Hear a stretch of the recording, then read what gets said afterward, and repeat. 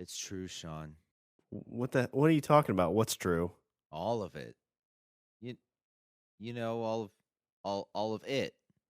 You know it. So where can I find this truth it? On the Pop Bros network because this is a Pop Bros exclusive. Did you just want to act like Han Solo again? You know, doing a promotional spot isn't like dusting crops, boy.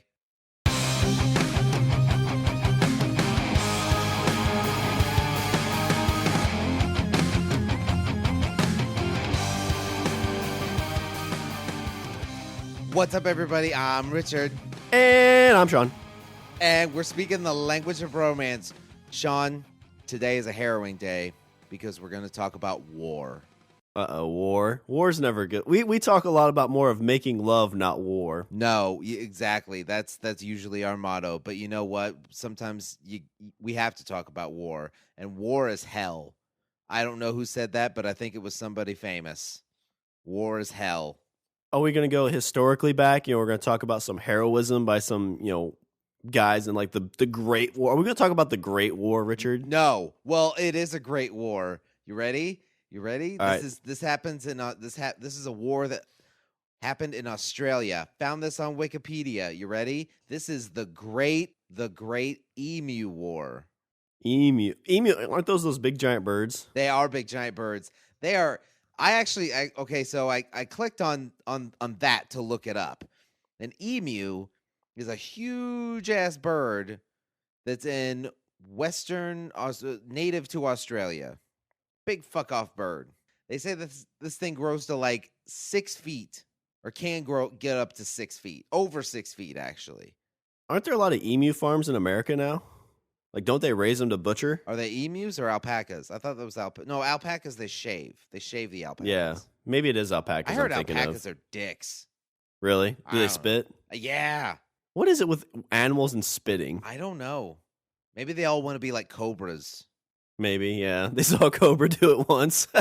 Like, I saw a cobra do it, and those guys fucked off. Like, people were like, oh, look, a cobra. And the cobra's like, and then they're like, ah, shit. And then the alpaca's like, that's all it takes? Well, fuck. Whenever I do it, I just get yelled at and people tell me I'm gross. Yeah.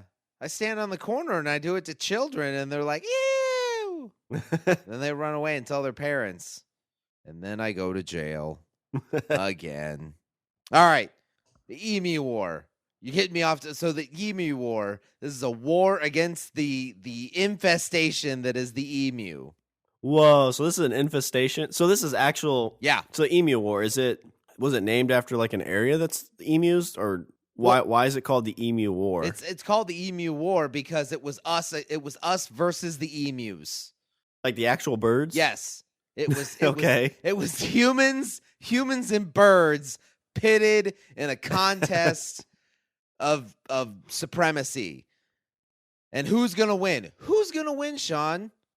Well, I would like to think that, humans are pretty good at eradicating species, so I would assume that the humans would win. We do it all the time. Why would the emu be any different?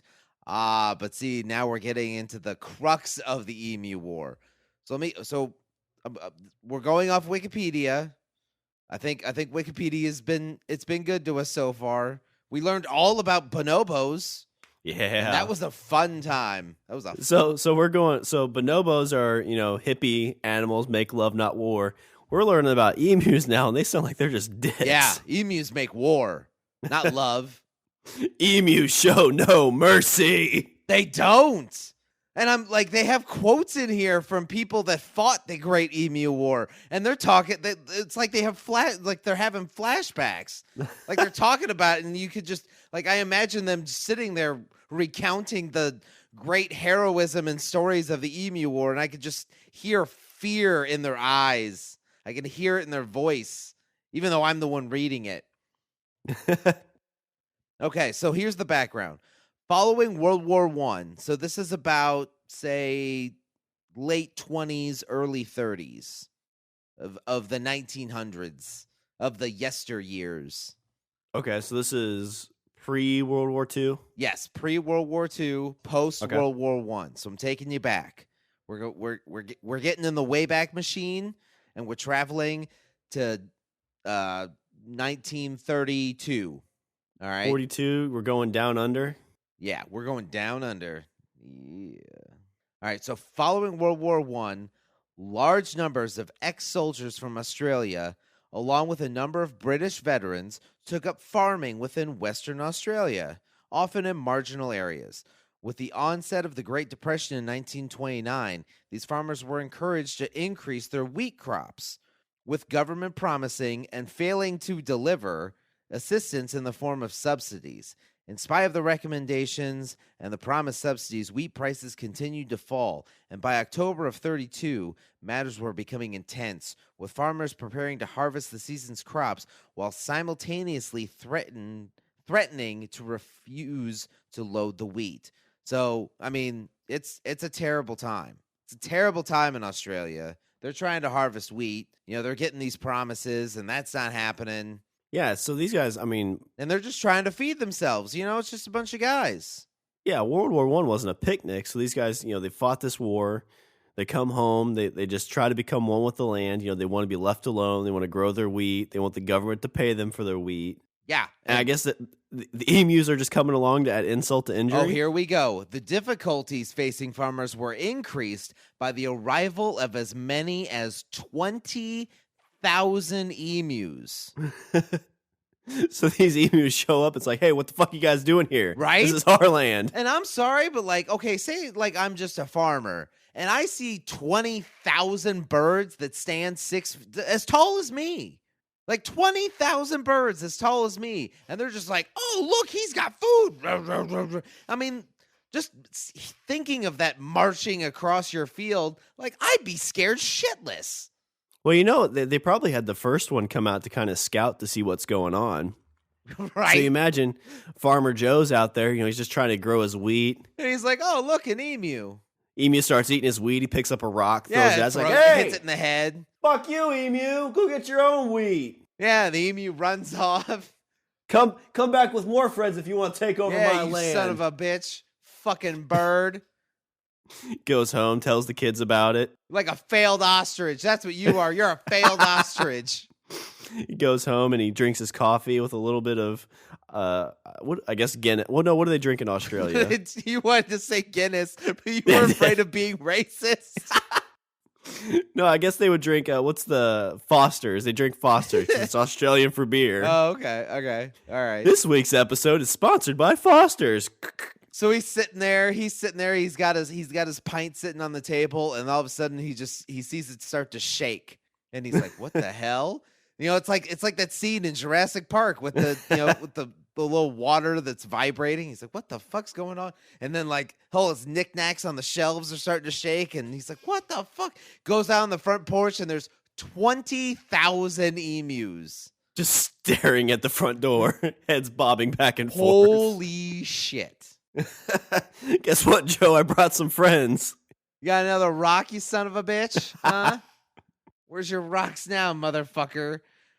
Was that the guy that threw the rock at you? Yes, it was, General. General Emu. General? Okay, so emus regularly migrate after their breeding season, heading to the coast from the inland regions.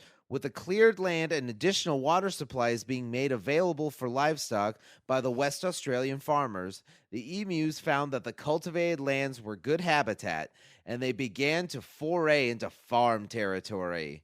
In particular, the marginal farming land around Chandler and Walgoolean, I said that with a question mark, the emus consumed and spoiled the crops, as well as leaving large gaps in fences where rabbits could enter and cause further problems. So the emus are like breaking their shit. They're like and he's like, Braveheart. this can't get any worse. And then here comes the reinforcements of rabbits. And he's just like, fuck. Just imagine one emu stepping on the fence. It's like, follow me to wheat. Follow me to wheat. I see you all standing there going, what the fuck? This man's putting fence up between us and freedom. Well, I say let's smash that fence, and I'll lead you to the promised land. And all the rabbits are like thumping their foot like Thumper and Bambi. There's a kangaroo somewhere bouncing around. So the farmers relayed their concerns about the birds ravaging their crops, and a deputation of ex-soldiers were sent to meet with the Minister of Defense. Having served in World War I, the soldier settlers were well aware of the effectiveness of machine guns Oh, jeez. and requested their deployment. So they show up and they're like, look. So this is like a scene out of Jaws. All these people show up in a classroom. And the minister's going to give the Indianapolis speech. Yeah. He's like, I'll get your machine guns for you. I'll kill them emus for you. Got some guy up there's like, no, you don't understand. There's a ton of these fucking birds. I walked out and they threatened me. One of them talked. I threw a rock at one, and then so it was you. You were the guy. You started. This is the problem. Is we started this. Yeah. And they came to finish it. Well, we took over their land. In that classroom scenario, you see Sergeant Stevens stand up and salute and be like, you know what talks? A machine gun shooting about 300 rounds a minute. Yeah. We'll take care of them birds. Yeah, because, it's a machine gun with 20,000 emus, I think wouldn't be, you put one of those on a turret and you'd mow them down. And Oh no, sir. We're getting there. We're getting there. You're putting the cart before the horse. We're getting there.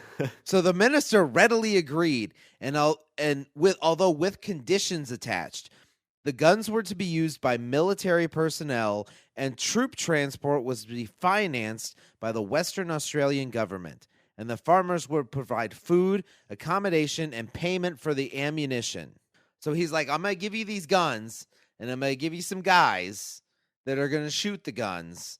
And all we want you to do is maybe they could sleep at your place for the night while they're fighting this terrible scourge of emus. And, give them some breakfast and let them shoot some birds. Realistically, they're thinking this has got to be like a 2-day thing, right? Yeah, you'd think, right? They show up, they shoot a bunch of birds and go the fuck home. The birds get scared, run away. Yeah. Pierce also supported the deployment on the grounds that the birds would make good target practice. So he's like, hey, this will help my guys too. They get some shooting in. Who knows? We might have another war. We had one called World War I, yeah, so, who knows? There's always a sequel. There's somebody out there, it's like, it really wasn't called World War I at first, dumbasses. So military involvement was due to begin of October of 1932. The war was conducted under the command of Major G.P.W. Meredith. Oh, dude sounds badass. Doesn't he? He's like, who are you? I'm GP. Like, I'm picturing, they got a picture here. I don't... He's got a little bit of a mustache. I'm picturing this guy with this big bully mustache, kind of like Franklin Roosevelt. Yeah, this big guy with a big burly mustache and a suit with medals all over it. But the less successful version, the one that has to go fight emus. They're like, okay, we have your next assignment, Major, and he's like, send me out and into the breach. And they're like, we want you to shoot at birds. He's like, I went through military school. I finished about middle of my class. I'm ready to fight for my country. Emus, is that some kind of code? That's a code, right? Emu war. Are we fighting the Soviets? Is that what we're doing? That's what you got for me. Oh, I hate my life.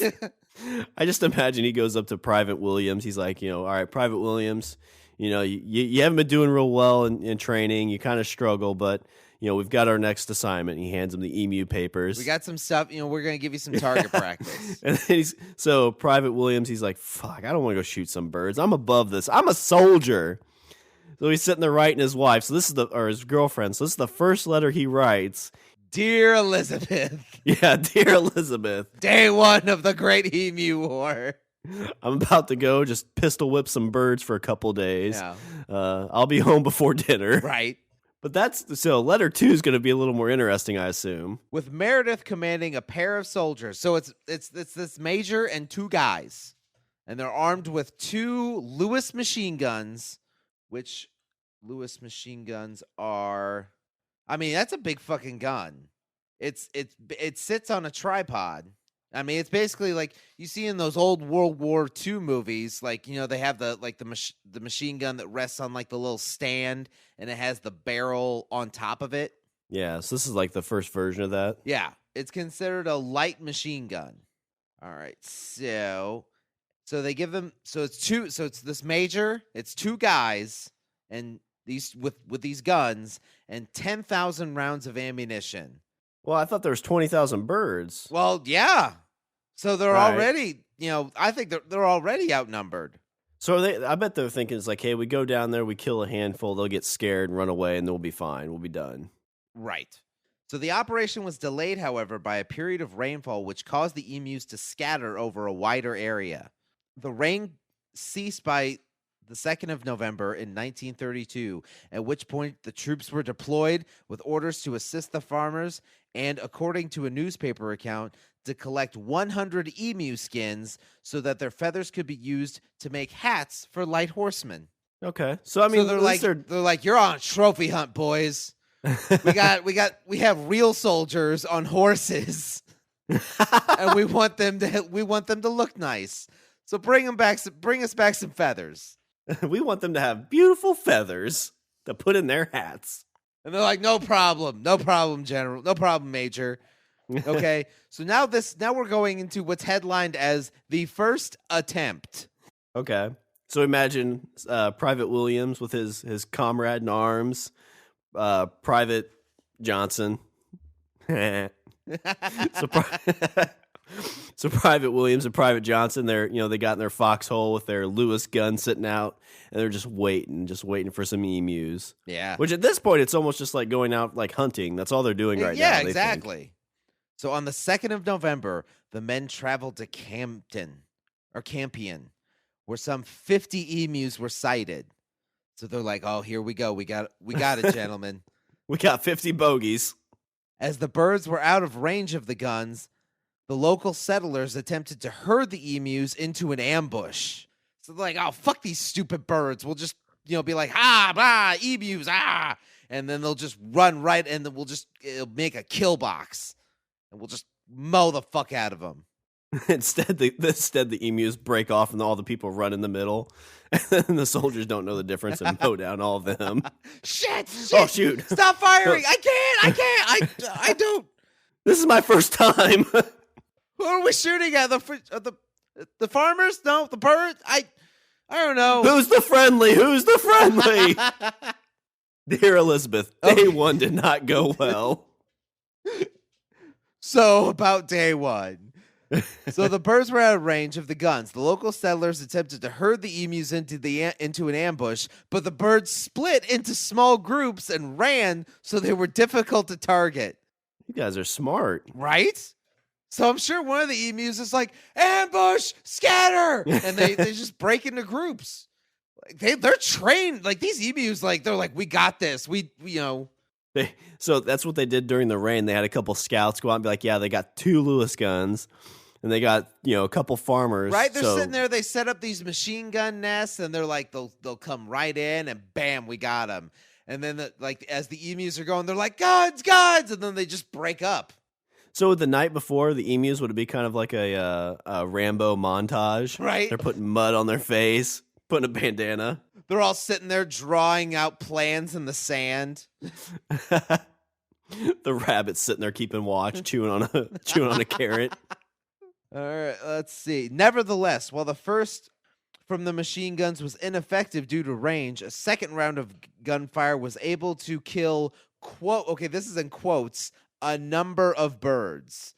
So we both know that's code for 5. Yeah, they got a couple. Later that same day, a small flock was encountered and, quote, perhaps a dozen birds were killed. So these aren't even confirmed kills. No! These are misses, Richard.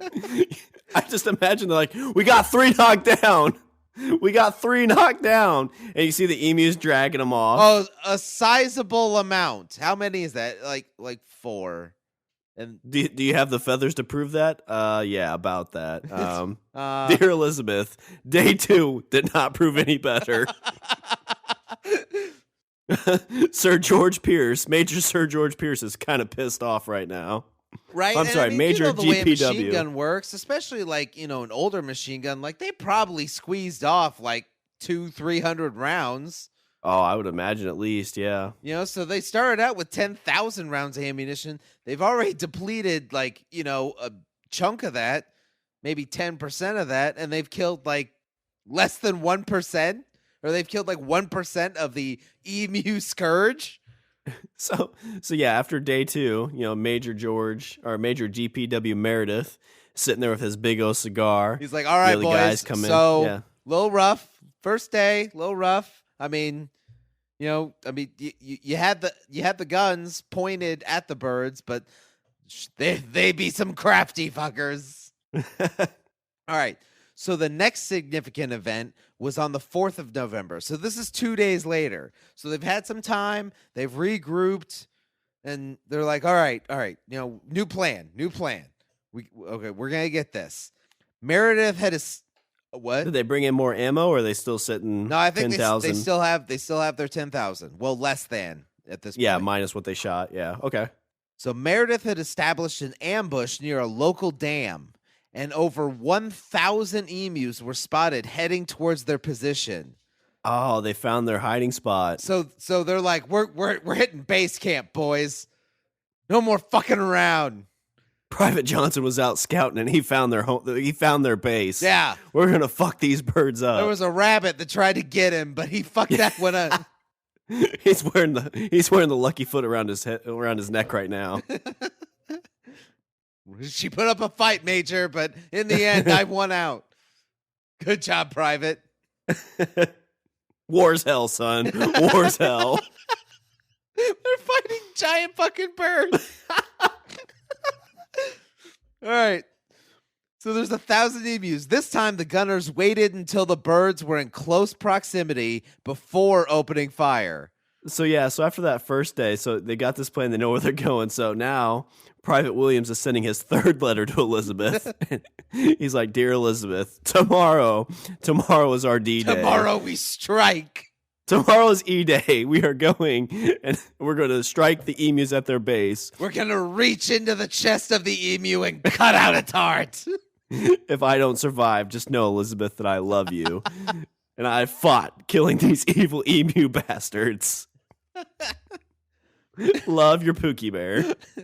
All right. This time, the gunners waited until the birds were in close proximity before opening fire. Oh, no. Waiting to see the white of their eyes. No, so trying to bring exactly. But you know what? You can never account for spontaneous failure. The gun jammed after only 12 birds were killed. Oh, shit. So However, Private Williams, and the remainder scattered before more could be killed. No more birds were sighted that day. they hunkered down. They did.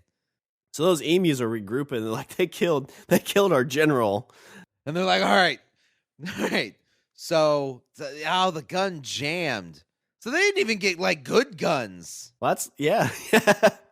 So Major Meredith, what the fuck's up with this? You got private, you got private numbnuts and Tweedledee over here. They don't even know how to work the fucking guns. We know how to work the guns. Like, we fought in World War I. We could shoot better than this. Calm down, people. Calm down. He scratches the chalkboard. I'll get those emus. All right. In the days that followed, Meredith chose to move further south, where the birds were, quote, reported to be fairly tame. So he's like, all right, boys. All right. I heard there's a petting zoo down the road. Let's just fuck some of them up to get revenge. Maybe we need some practice. They got some in a cage. Maybe we can hit those. Goes there, his little Susie's just petting the emu. Major Meredith just picks her up. Just walks up with a sidearm, just poof. I got and still misses. Major, I got one. It only took me a full clip, but I killed it. Susie's like, buttons, no! Had to be done, miss. Thing was feral. It was my pet. But they're okay, so I loved it as much as my bunny rabbit. Oh, you have a bunny rabbit? Where's that at? I don't know. He saw you shot the emu and he left. Oh God, we got a spy. He went to report. We've been found out, boys. We've been ratted. All right, so the birds were reported to be fairly tame, but there was only limited success in spite of his efforts. At one stage, Meredith even went so far as to mount one of the guns on a truck, Oh shit, he's getting a serious. move that proved to be ineffective as the truck was unable to gain on the birds. And Oh, the ride shit. was so rough that the gunner was unable to fire any shots. So they're like, all right. So Meredith's like, all right, fuck this. We're going mobile. Johnson, get on the truck. Just mount it on the front. And Sir, what are we going to mount this with? I don't know, duct tape, glue, just whatever. hold on to it. It'll be fine. Just hold on to it. So guy's sitting on the back of a truck with this machine gun, with this light machine gun. And Meredith's just like cruising through these wheat fields. And he's like, you see him? He's like, I see him. And he's like, he steps on it, and the emus are like, they've gone mobile. Faster, boys. And the emus just take off, and they're breaking into small groups, and they're like, Alpha Plan Zeta 3. And they just start ducking and weaving. You know, they're zigzagging. And then the guy's in the truck like, I can't get a beat on him, Major. Just fire, son. Just fire. Private Williams, shoots a few rounds. Meanwhile, the truck's like bouncing up and down, and like he's just shooting wildly into the air. White Williams, stop shooting! Oh shit, we lost him. Pull over. Falls off the truck. Abort mission! Abort mission! Right. I'm sorry I failed you, Major. It's okay, son. It's okay. We'll get those bastards. By the 8th of November, 6 days after the first engagement, 2,500 rounds of ammunition had been fired. So they're 25% out of ammunition. They've depleted 25%. Well, that's less than what I would thought they would have. The number of birds killed is uncertain. One account claims just 50 birds, but other accounts range from 200 to 500, the latter figure being provided by the settlers. Meredith's official report noted that his men had suffered no casualties. He's like, so we're fine. But our egos are a little sore, but I just imagine the general he's got to send that update to. He calls and he's like, "Oh, so did you guys take like 5 days to relax?" All right, so you guys just like relax, take a little vacation and then shoot these 20,000 birds. You take them out, and the major's like, "Listen, things down here are fucking crazy, General. Like, we're shooting at birds. The gun jammed once. I had them mounted on the back of a truck, and I just started just tearing through fields." Have you ever seen the killer eyes of a rabbit? Because I have. So we've killed. So how many have you killed? Do I have feathers for my hat? He's like, about the feathers. All right. So now we're getting summarizing the first engagement. Ornithologist Dominic Cerventi commented, and this right here, okay, this I have to pause because this is the quote that just killed me. The machine gunner's dreams of point-blank fire into serried masses of emus were soon dissipated. The emu command had evidently ordered guerrilla tactics, and its unwieldy army soon split up into innumerable small units that made use of the military equipment uneconomic. A crestfallen field force therefore withdrew from the combat area after about a month. Oh, so these guys are beaten after a month. The emu command had evidently ordered guerrilla tactics. What's funny is they can't even, you imagine whenever you see these war scenarios where the general's walking across the big map and he's got that big pointer and he smacks it across the map saying, "This is where we attack, boys." The emus can't even do that, but they still beat these guys. On the 8th of November, representatives in the Australian House of Representatives discussed the operation. So there's high level talks going on. Rabble, emus. following the negative coverage of the events in local media. So this is like Vietnam. This is Vietnam and Australia with big fucking birds. Except there's a lot of laughter. It's like, listen, these guys basically went on a glorified hunting trip and failed. Extraordinarily failed. Which included claims that, quote, only a few emus had died. And really, yeah, because, I mean, you're talking like, they're saying, like, on the high end, they're like, oh, 500. And they're like, yeah, but there was 20,000. Yeah. Well, and they don't really say how they died. It's like, well, it could have been old age or poisoning, definitely not by machine gun fire. I think one of them had a heart attack, sir. So we scared the hell out of him, son? No, I think he just died from laughter. When the gun jammed, they all just fell over and laughed. It's so embarrassing, sir. Pierce withdrew his military personnel and the guns on the 8th of November. After the withdrawal, Major Meredith compared the emus to Zulus. Which, did you ever hear the story about the Zulus? It actually made a movie about it called Zulu, and it was about this very small British expeditionary force in Africa that were fighting against this African tribe called the Zulus. And they thought it was only going to be a force of around 300, and their military encampment was under siege by a force of almost 10,000 Zulu warriors. Oh, wow. So these Zulus, or these British, these British military held out for, I don't remember how long. There was a movie, but it was a really good movie. It was an old movie. My dad made me watch it. It was a really good movie. So he compared the emus to Zulus and commented on the striking maneuverability of the emus, even while badly wounded.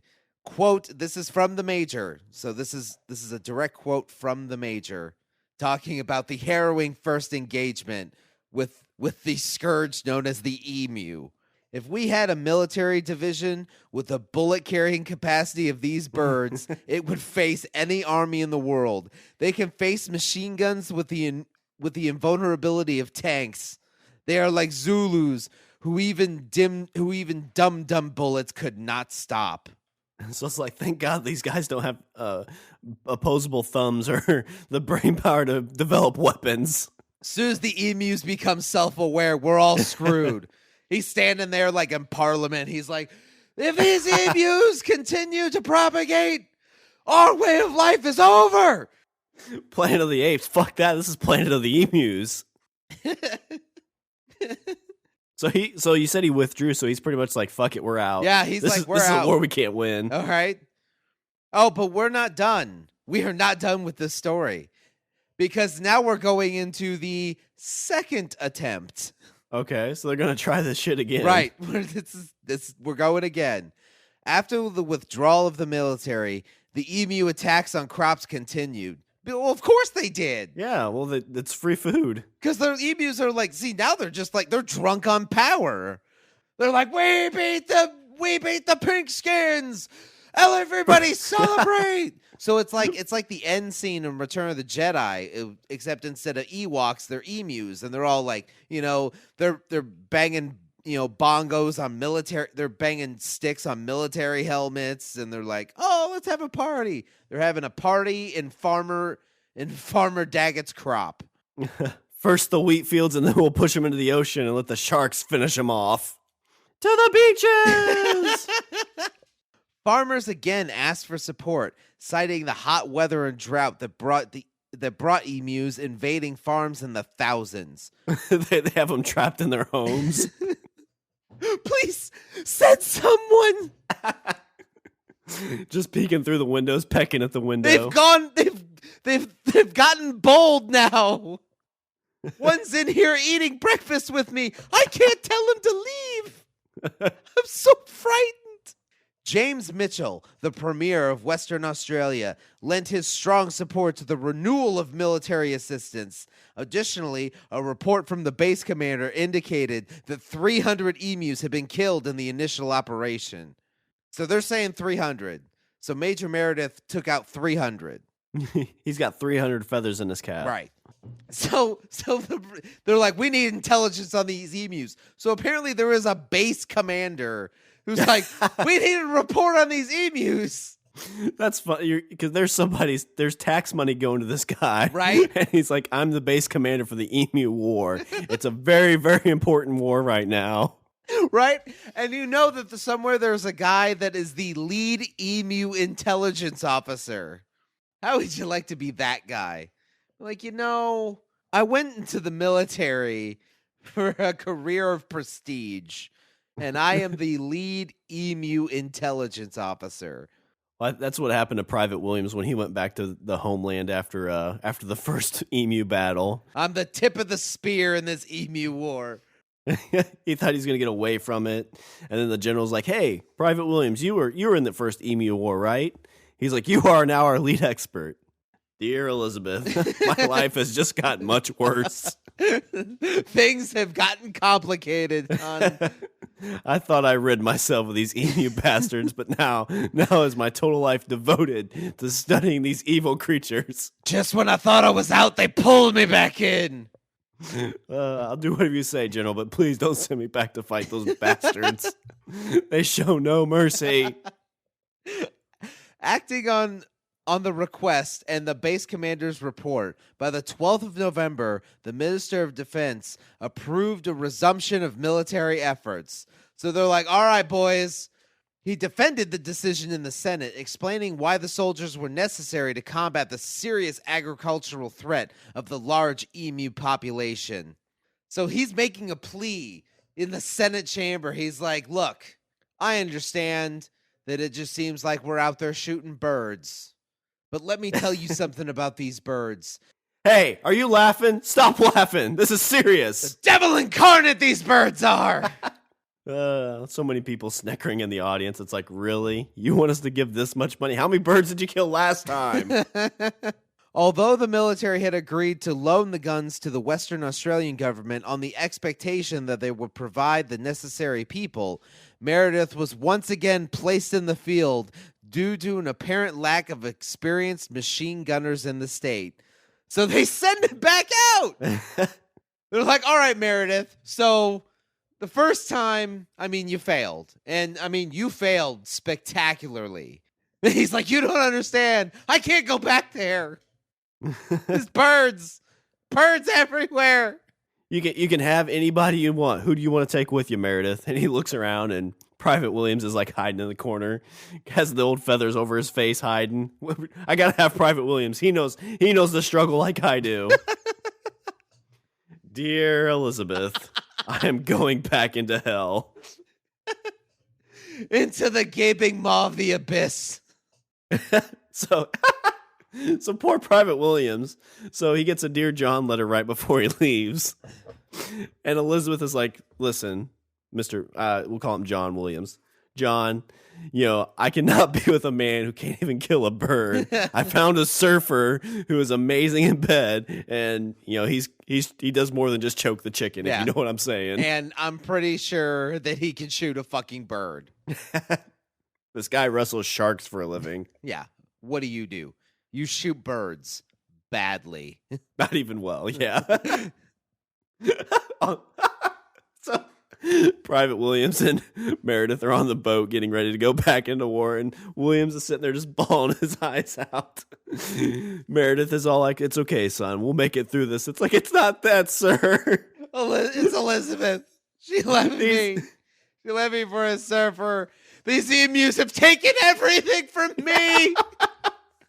Not only have they taken my humanity, but they've taken my love. I'm going to kill every one of those fucking birds. My dignity shall be restored on the backs of emu corpses. He's just sitting there sharpening his knife. I'll kill every one of those fucking birds and the rabbits too. All right, so here we go. Taking to the field on the 13th of November, 1932. The military found a degree of success over the first 2 days, with approximately 40 emus killed. Oh, so these are confirmed kills. So Private Williams was pissed the fuck off. He's like, oh! And he jumps in. He's just, oh! He grabs one by the throat and breaks its neck. Doesn't even need the Jeep anymore. He's running full speed, catching them, tackling them, stabbing them in the heart. Jumps on one's back and pulls a sword out. Ah! Chopping heads off. Leave me for a surfer, you bitch! Elizabeth, my dignity shall be redeemed. Ah! Killing emus.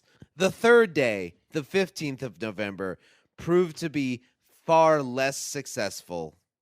Oh.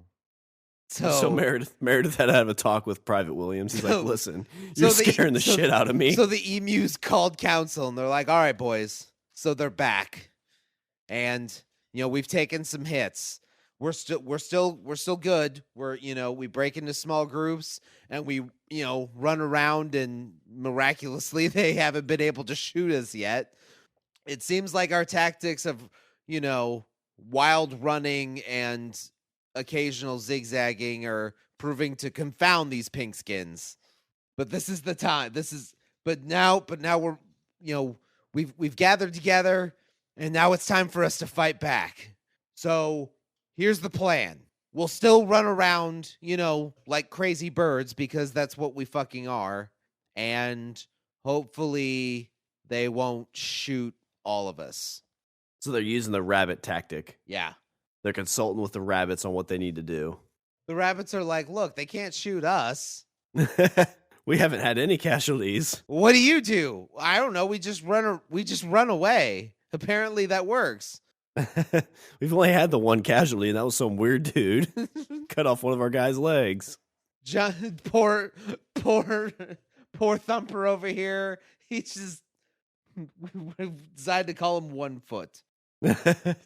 His nickname used to be Lucky, and not anymore because that was his foot. So the third day, the 15th of November, proved to be far less successful. But by the 2nd of December, the guns were accounting for approximately 100 emus per week. This is a massacre now. Yeah, so now they got them on the run. All these guys are like, mock us if you will in media. We're coming full force now, bitches. Meredith was recalled on the 10th of December. So they're like, you've done good, Major. Now come on home. Home?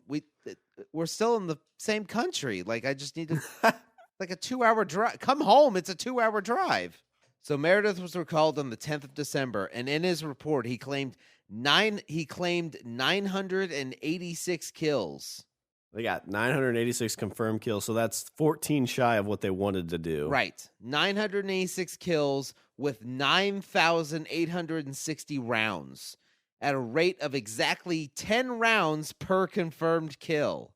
So apparently it takes 10 bullets to put this fucking bird down. Well, either that's shitty shooting, or maybe they can kind of take a licking and just keep on ticking. I mean, it is. It's it's a big 6-foot bird. I mean, like I said, it's almost like an ostrich. Well, and I know turkeys and stuff, if you don't shoot them right, they have so much feathers that some rounds can't go through it.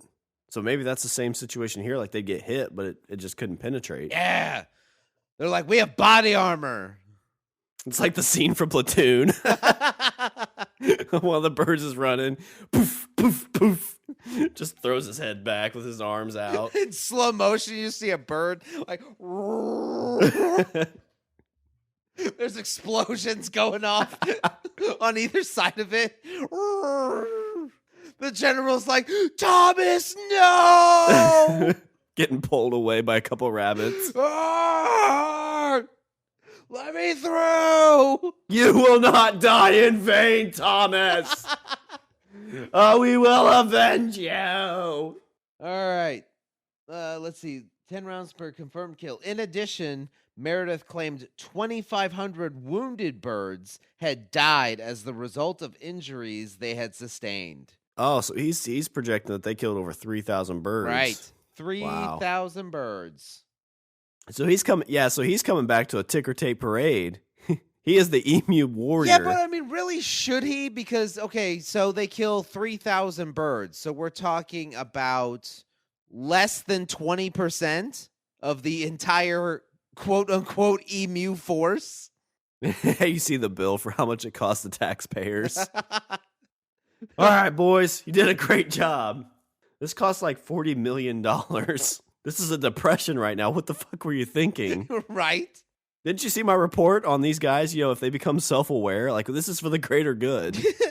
All right, so now we're getting into the aftermath. So the second attempt, that was so they show up, military shows up, they kill, 3 to if we're talking about both attempts, they kill 3 to 3,200 or 3,500 birds total. So like I said, about 20% of these emus. Okay. So maybe enough to spread them out, and probably I guess whenever you see like animals like that, they kind of think, now they're scared of humans because of all this stuff. So they'll be more afraid to not come and, eat at their dinner table. Yeah. So, I mean, okay, so we're at the end. I mean, can we say who won? I'm going with the emus. I think the emus won hands down, because you're talking about, I mean, over the course of 3 months, they managed to kill 20% of this emu population. But you're still talking about 15,000 birds that are still breaking fences and letting the rabbits in and eating the fucking wheat and, sitting in Farmer Daggett's living room, probably banging his wife. He's like, you tell those fuckers and they come back, you just see what I do to you. Right? The farmer's crying. The Australians have just woken a sleeping dragon. That's all they did. They're huddling and planning for their next big attack. That's what we're going to see. Yeah. They're coming back after 100 years. The return of the emus. Just when you thought it was safe to grow wheat in Australia. So despite the problems encountered with the war, the farmers of the region once again requested military assistance in 1934, so 2 years later, again in 1943, and in 1948, only to be turned down by the government. Oh, shit. Yeah, these emus did win. Yeah, they did. The government gave up. Because, I mean, think about it. They killed, there's 20,000 birds. So we're talking about, this is the Emu Expeditionary Force, 20,000. So they lost 5,000, and they're like, we're down by 20%. What should we do? And they're like, let's just fuck each other and make more birds. And the guys that were in that battle, they're like, the humans are like, well, fuck this. This isn't worth it. And so the farmers are like, they're back. The emus are back. And the government's like, no, we can't go back there. We're gonna put you on hold for a little bit. We can't get bogged down in the quagmire that is the Emu War. Well, maybe Meredith, he just didn't want to go back, so maybe he kept answering those calls and just hanging up. Yeah, there's probably like protests back in Sydney, like people trying to lift, like they're all holding hands, trying to lift the Sydney Opera House. They're trying to levitate it. They're like, our power of love will stop this terrible war. I want to live in a world where emus and man can live side by side. So instead, a bounty system had been instigated in 1923, and it was continued. Oh, instead, the bounty system that was instigated in 1923 was continued. So instead of bringing in the government's like, hey, if you bring us the head of an emu, we'll give you money. Right. We're going private on this. Yeah, we're gonna farm this out to farmers. Well, how successful was that? In 1934, during a 6-month period, 57,034 bounties were claimed. Okay, so Major Meredith and Private Williams are sitting there and they're like, okay, it's been 6 months since we started this bounty. These birds are tough to fight. I'm sure we might got a couple hundred. And General walks in and just fires them both. 57,000. Oh, how many did we get, Major? 3,000 over 2 years. Yeah. Those guys are good. Right? They know what they're doing. If we have another war, we should bring them on. Dear Elizabeth. Yeah. I had a lesson in shooting today from Farmer Jethro. And then Farmer Daggett was there. He kept muttering something under his breath about his wife while he was shooting emus. You sons of bitches! By December of 1932, word of the Emu War had spread, reaching even Great Britain. Oh, wow. So they're going back to the motherland. They knew it reached Great Britain because of the laughter they could hear over Right? the ocean. Like, can't you see these aristocrats be like, oh, I heard the funniest fucking... You know that place where we always dumped all those people that we hated? So they can't even shoot fucking birds. You know, they were prisoners, and then they kind of formed their own country, like, whatever. And we're like, well, maybe they'll come to power someday. Yeah. No, not at all. Nope. We're safe. We're safe, guys. The empire's intact, boys. If they can only kill that many birds, they surely can't build a boat, so... Some conservationists there protested the cull as the extermination of the rare emu. So these things were endangered. Well, not even that. Like, how can they call it the extermination? They didn't even kill all of them. They didn't even kill half of them. The bounty kind of caused the killing of a bunch of them, though. It did. Dominic, an eminent Australian ornithologist, described the cull as an attempt at mass destruction of the birds. So I imagine there's a cave somewhere where there's a bird that survived. He's got a bandana over his eye that's missing. He walks with a limp. Let me tell you about the Emu War. We will rise back to power, my son. It may not be your generation or the generation after, but one day the great Emu clan will rise and kill those pink skins. And our day's coming. Oh, it's coming. What are you building, Grandpa? You know the Lewis gun? I call this the Meredith gun. And I got a bullet just for that son of a bitch. This one right here, I wear it around my neck. The day I find that son of a bitch. So Major Meredith, you know, he's a decorated major. He never could get above major, though, because this was a bad mark on his resume. Right. He's sitting one day in his retirement home, and you know he's got a bad cough. He's pretty sick, and you know he's reached close to the end of his life. And all of a sudden, here comes the nurse, and it's the emu dressed up as a nurse. He's like, here, Major Meredith, here's your stew, and there's just a bunch of feathers in it. And he looks up, he's like, no! Yeah, right. He's like, I can't eat this. It's only Oh no. Clever girl.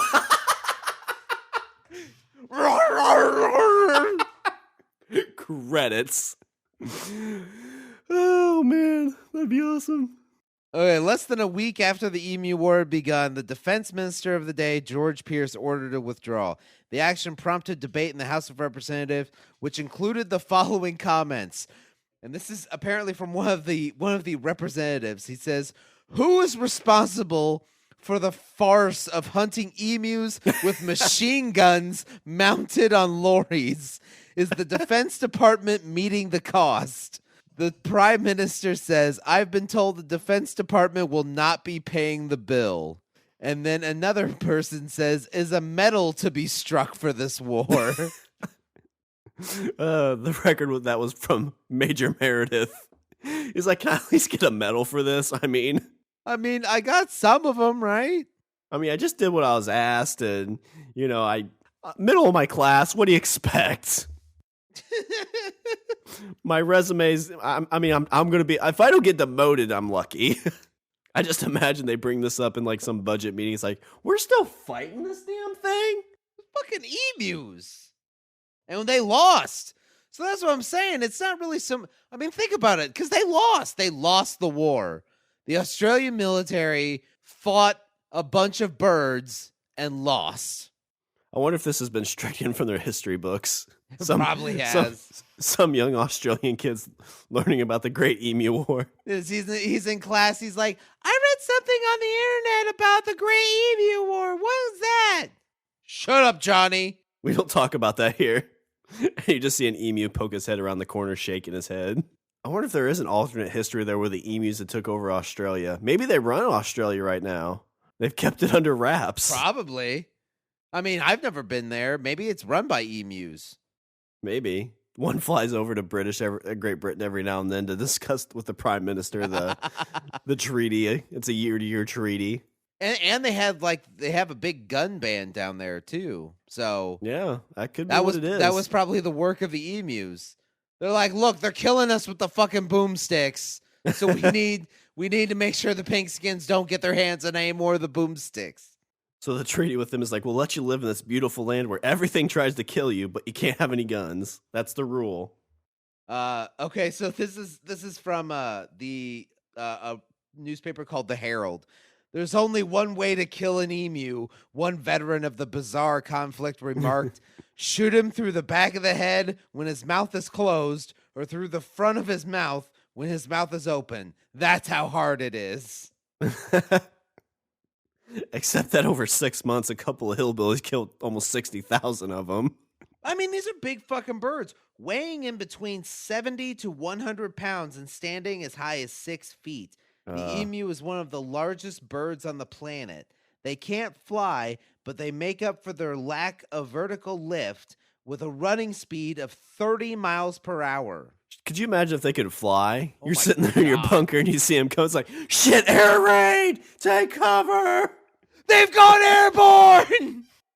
Meredith gets on the radio. He's like, we need planes! We need planes! And they're like, we'll give you one plane. It'll be a biplane. Just hang out the side of it with a sidearm. Or a chainsaw, whatever. Like, have we figured out a job for this guy? Like, why do we have to give him this? He just keeps asking for resources and men. Oh my God. See, now this is perfect. There's a story here about the war, and you just see a picture of these of all these soldiers lined up with machine guns, and underneath is a picture of a face of an emu, just like, oh. At left, Australian soldiers test fire the Lewis machine gun. At the right, the enemy up close. That's where you're going to learn your history, kids. The emus have proved that they are not stupid. They just prove that man are. Each mob has a leader, always an enormous black plume bird standing a fully 6 feet high, who keeps watch while his fellows busy themselves with the wheat. So they have a hierarchy. So there's one bird that's like he's the major. So it's like that one movie, that We Were Soldiers with Mel Gibson. Okay, yeah. Where the movie kind of goes between Mel Gibson commanding his unit, which is like the first Air Cavalry unit, and then the leader of the Viet Cong division, who's sitting inside a mountain with his commanders, and he's like, overwhelm the landing zone. So there's one big emu that's like, look, they're going to come at us from these sides. We're going to break into small groups here, and that's when we make our attack. At the first suspicious sign, he gives the signal, and dozens of heads stretch up out of the crop. A few birds will take fright, starting headlong stampede for the scrub, the leader always remaining until his followers have reached safety. So he is the leader. He's like, I got this. He's like, I will be the first to step onto the field, and I will be the last to step off. Yeah, these guys you don't want to mess with. The more we've learned about them. Yeah, 6 foot, 100-pound birds. They're like fucking velociraptors. Yeah. Well, like you said, like one of them will call out a call, and then like you see 20 heads pop out. So you see Private Williams making his way to be like, all right, I'm gonna get my first kill. He steps on a branch and it breaks. Emu goes, caw! You see 30 heads pop up. Okay, I didn't know this.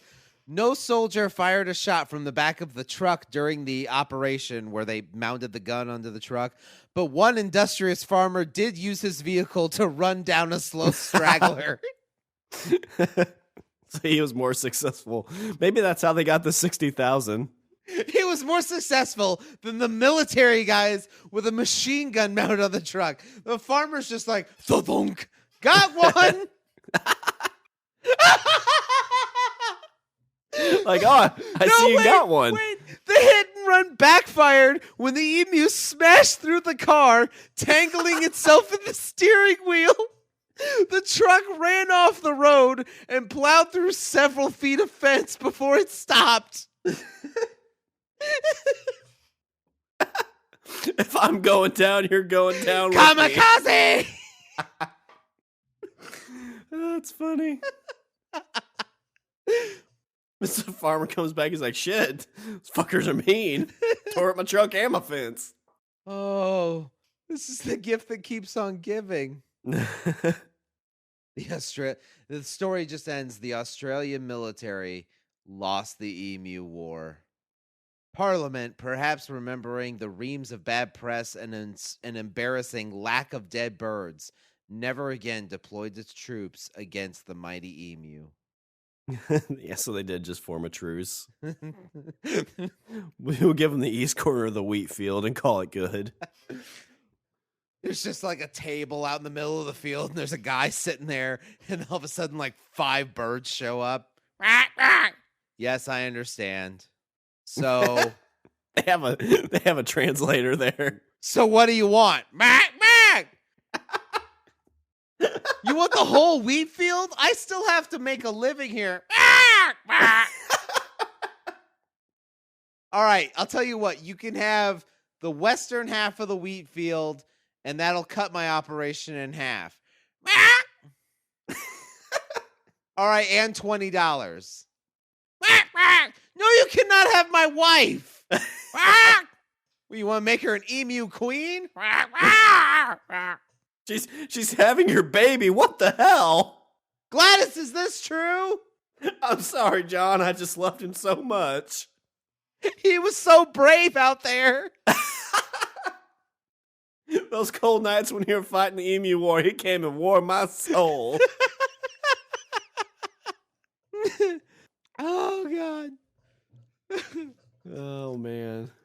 Your emu voice is amazing. I don't even know how they sound. I have no idea. All right. Well, you want to wrap this historical bromance episode with some Richard's closing thoughts? I think that I think that this just all this does is highlight the fact that we as humans are you doing emu interpretation? Yeah, I'm translating it for you for translating? emu listeners. I think that this war, emphasizes the fact that we constantly underestimate Mother Nature, and sometimes that bites us in the ass. Quite literally, in fact. And I think that if there's anything that this podcast, as a constant lesson teaches us, is that Mother Nature's dangerous. It's cruel. She be a cruel mistress. And, sometimes when you go to war with the emu, you're really going to war with yourself. I think really what this proves too is that literally everything in Australia is trying to kill you. Or eat your food. Or sleep with your wife. All right, well, I'm going to do a little bit of housekeeping before the emus come and break in. Visit our website. We're at languageofbromance.com. Follow us on Twitter. We're at languageofbro. Email us at eatthebeaver@languageofbromance.com. Like us on Facebook. Check us out on the Pocket Cast on the iOS, Android, or Windows phone. And subscribe and leave a review on iTunes and Stitcher. And don't forget to check us out on the Pod Bros Network. The best podcast site on the internet. It is emu friendly from what I heard. It better be, because I don't want them banging down my door. And if you're in the need for some headbuds, go to tweakedaudio.com. Use the promo code LOBARMY and you get 33% off. All right. Was there anything else before I close her out? No. Let's shut the book on this. Let's close the book on the Great Emu War. Well, that's all the bromance we have for this show. I'm Sean. And I'm Richard. And I say we eat the beaver.